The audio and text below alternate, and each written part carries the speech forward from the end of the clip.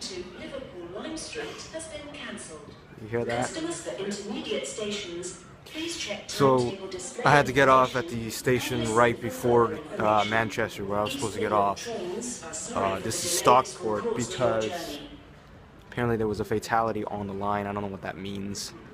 Maybe someone committed suicide on the way for my train, so we had all to get off. Everyone is all stranded here.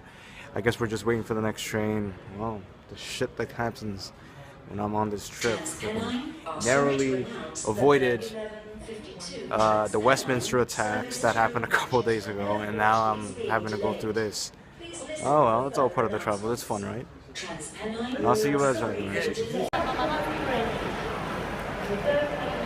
Manchester.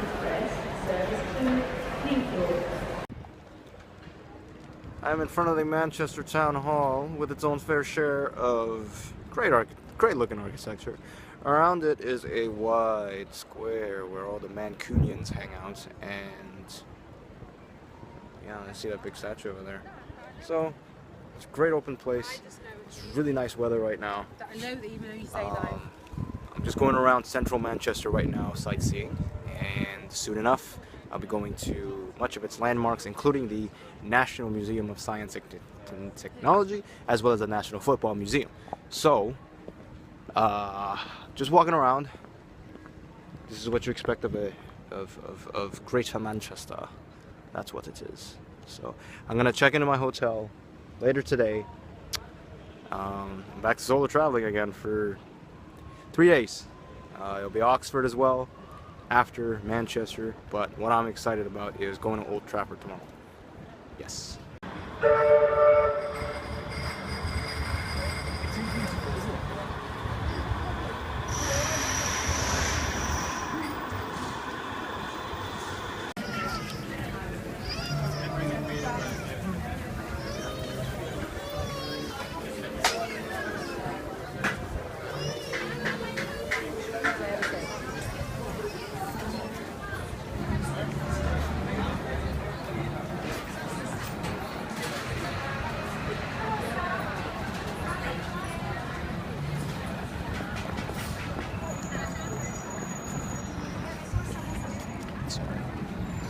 Oh man.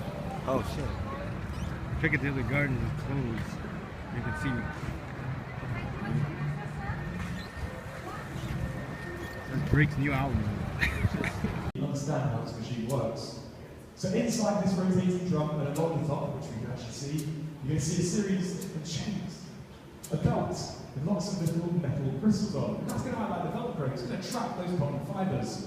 So our small fibres, they're quite light. And because they're so light and small, when that internal drum rotates, they're going to be thrown up to the top of the machine. All those short fibres are then trimmed off to form this material right here, which is known as shoddy. So ladies and gents, I'm not sure if you're anything like me when I was in school, but hopefully not. When I was in school, I was often told I was producing shoddy work.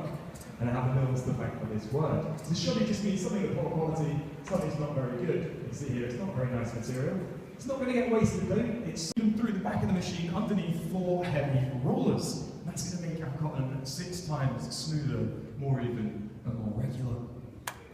Now, how it works, it's all down to these 4 heavy rollers. So each roller is going to roll slightly faster than the one behind it. This has a really interesting effect. It's going to draw all those fibres along in the same direction. So I like to visualise this one, a bit like if you were to put 1 foot on an escalator, 1 foot on the ground. As the escalator starts to move up, what's going to happen? You're going to start getting stretched out. And when I away with excitement, this is great place.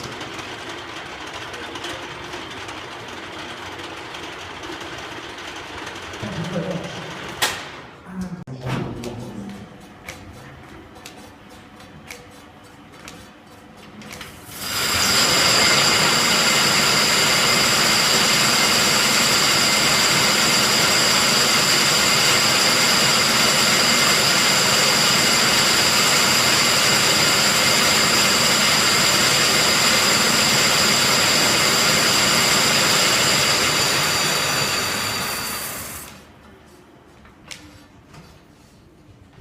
Okay, there we go. So ladies and gents, do not be shy. What kind of risks was I just facing using this machinery? Any ideas, please? Definitely.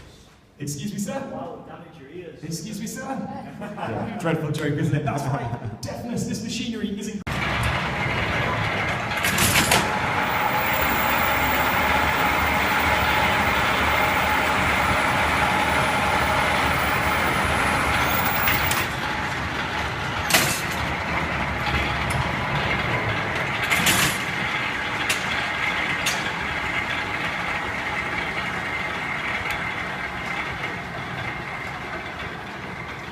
So as I said, that's just a fantastic piece of engineering. There's so much power behind this machine.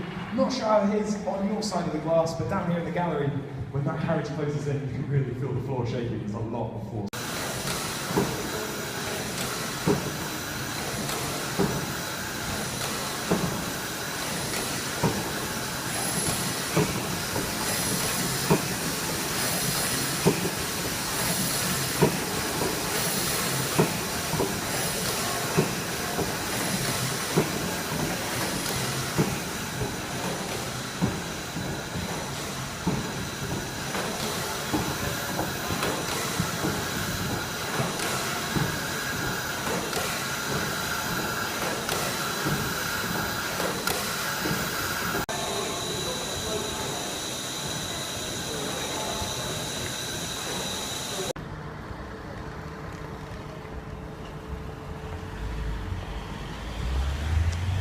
Manchester's Chinatown. I'm gonna find somewhere to eat here.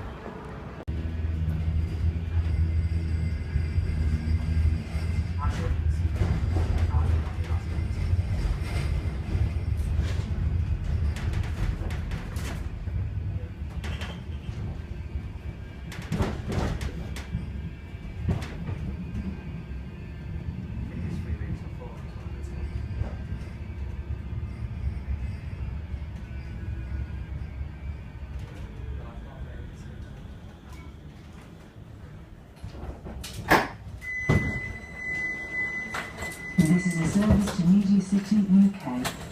The next stop will be Coolbrook, where passengers should change for services to Manchester Airport, East Didsbury and Altrincham. Good morning. Just got up at the hotel, eating a continental breakfast. In about an hour I'll be arriving at Old Trafford to see my childhood dream stadium. And I've always wanted to come here and really look at everything. You know, every time they play, it just looks like a great piece of place. And so, apparently, according to the email, I booked for both a museum and a stadium tour. But for the museum tour, I needed to come 1 hour in advance, and right now, it's an hour in advance, and I'm eating right now. So it's gonna take me half an hour and another 15 minutes to get there. So hopefully they give me more time for me to look at the museum. If not, it's on me for not being able to read. So I'll film when I actually get there, and let's see what we can find out. I'm hauling ass towards Old Trafford right now. It's unusually very nice couple of days here in Manchester, because Manchester is notorious for rainy and cloudy, windy weather. But I've got my stroke of luck, and I will have my stroke of luck again when I arrive at my second home, and that is Old Trafford. Now, if I can figure out how to cross the street.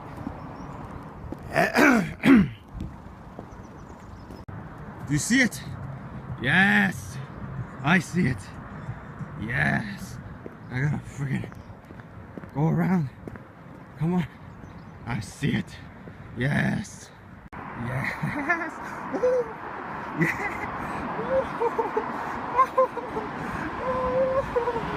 Oh shit. Oh, I don't believe this. Oh shit. Oh, I don't believe this shit. Oh, I don't believe this shit. Actually here. I'm actually here. I'm actually at Old Trafford.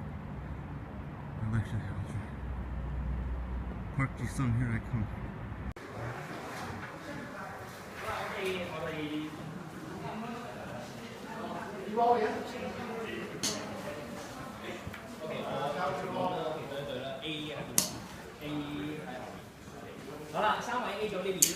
Row 14, right to the end of the row. Right to the very end. Try not to leave any spaces. Let's keep everybody together. Right to the end of the row. Row 14. Take a seat when you've got the desired location. Sit down and then we'll... so you keep working right down the end of the row. Keep going right to the end, guys. Try not to leave any spaces. And row 14 to begin with. Keep going down, guys. Row 14. Got a couple on here. And then take a seat. Row 15. And then when row 15 is complete, just make sure row 15 is completely full. That's it, row 15, keep moving down, then sit down, guys. Now the stadium itself isn't technically 107 years old because most of it has been rebuilt over the last 30 to 35 years.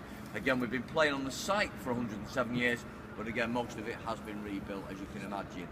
Where you're currently sitting, this is the Sir Alex Ferguson stand, named after our most successful, longest serving manager. It's the largest of the 4 stands. It fits 25,500 fans. You include both of the quadrants, northeast and northwest. You've then got 33,000. So effectively 40% of the fan base is on this one side alone. Current capacity of Old Trafford is just short of 76,000 fans, which makes us the biggest privately owned club stadium in the UK outside of Wembley. Wembley, the national stadium, not privately owned, and that holds 90,000 fans. Of Manchester, about a quarter of a mile up the road from here, called Stretford, so we've called it by that particular name. Now the pitch looks in very good condition considering the season closes in approximately 8 weeks. It's known as a Desso style pitch, which comprises of 100% ryegrass on top, but deep beneath the surface, woven into the turf, we've actually got artificial plastic strips, 3% of this. And what they actually do is act as an anchor to the grass roots, keeping it all down in place. A lot of stadiums around the UK use the Desso style pitch. Anfield, Stamford Bridge, the Etihad, you name it, they're just a few. Across Europe, the Allianz Arena in Germany, Stade de France in Paris, Barcelona's Nou Camp, Real Madrid's Bernabeu, all use a very similar pitch. What you won't be able to see at the moment is the pitch is actually raised up somewhat, primarily for 2 reasons. One for the undersoil heating, the other for the actual drainage system. Now today we're quite lucky, haven't got any rain, but generally we get a lot of rain in the north of England, so all the excess rainwater is actually utilised. It's actually stored in a big tank under the east stand, it's refiltered and then redistributed around the stadium in the toilet facilities and in the sprinkler system for the pitch as well. Ferguson, mentioned him obviously a couple of times. We are still in the Sir Alex Ferguson stand. You will see all the trophies he won. He won 38 major trophies in his 26.5 years, 13 Premier Leagues, 5 FA Cups, 2 Champions Leagues. Now you put those 3 together, you have the unique treble of 1999. Probably the likes of Sir Alex will not be seen at any football club ever again. Quite a remarkable achievement when you appreciate what he actually did here. Okay, this way please. Okay everyone, on the middle platform for me. On the middle platform, just use all the available space. On the middle platform.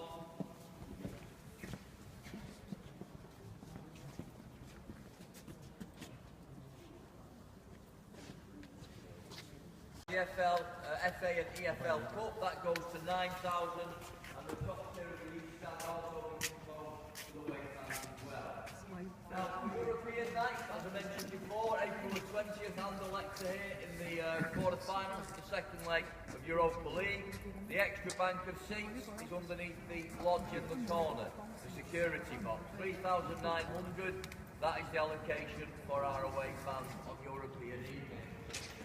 So mentioned before, you can also see the picture. Yeah, we'll just wait for everyone to catch us up. And then we'll move onwards. Yeah, we'll just wait for everyone to come off the platform and then we'll make our way behind the scenes. It's effectively used for post-match interviews with the managers. It's essentially where all newspaper journalists, the written press, will sit where you're sitting. Also in attendance at the back of the area, we'll have several TV cameras as well. Now, when you see Jose Mourinho presenting his pre-match press conference the day before the game, that's not done from this location. That's done at the Aon Training Complex in Carrington. You will also notice on the backdrop here a couple of our sponsors. Now, Manchester United have 63 main sponsors. Two of those, Aon and Adidas, pay Manchester United approximately £110 million per season to have their names on our shirts. Most of the money is generated via the sponsors. Also match day revenue, all the gate receipts, all the merchandise, all the shirts and various other weird and wonderful things.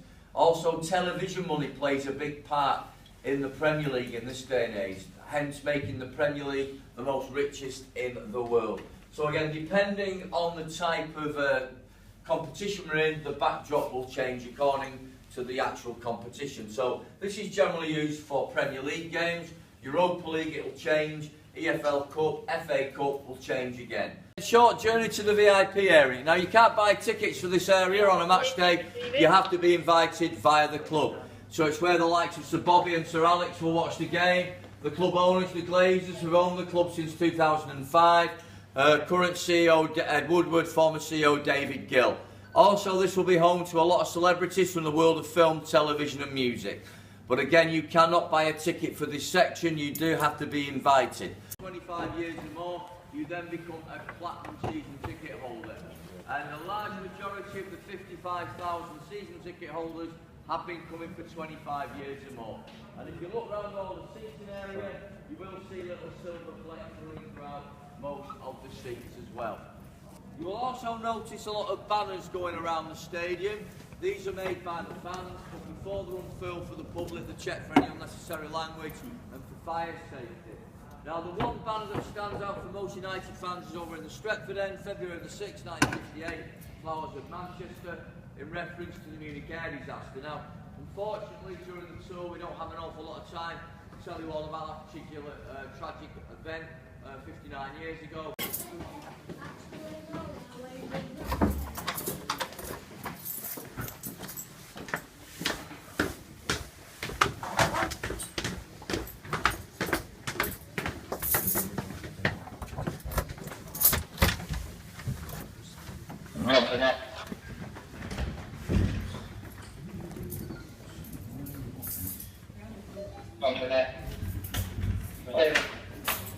Okay guys, take your seat. Okay,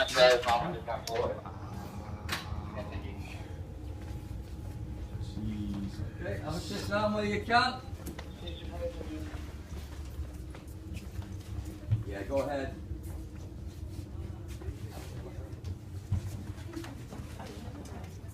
Go ahead. Education since 1993. Was redeveloped some 9 years ago in 2008. And what you will also recognise as you make your way in, there are no lockers. What generally will happen is 90 minutes before kick-off, the players arrive, hang up their club suits up on the pegs. Again, it's a match day stadium. They don't warrant lockers. They're not here long enough, essentially. So again, what will happen is the players hang up their suits. They will put on the training kit. They will then go onto the pitch, do half an hour warming up, warming down. At the end of this half hour, they throw the training kit into the centre. They will then put on the first team kit. Now the shirts you see before you aren't the shirts the players have worn. These are replicas that you can buy in the mega store. The kit is placed here on the day of the game. How it generally works is it's the 18-man squad that's invited in here. Everyone from Lingard through to Jones. Shirts in the corner from Marshall through into the corner here. Their shirts would not be on display. It's just the 18-man squad. How it generally works is the starting 11 will be on the back wall from Ibrahimovic through to Romero. 4 substitutes and then 3 substitutes. Obviously, depending on the squad, that will change. It will be rotated depending on who's in that particular team. The tactical boards and the big screen, very rarely used on a match day, as most of the tactics are worked out in the week leading up to the game. Last minute alterations on the day of the game, the manager can use these at his own discretion.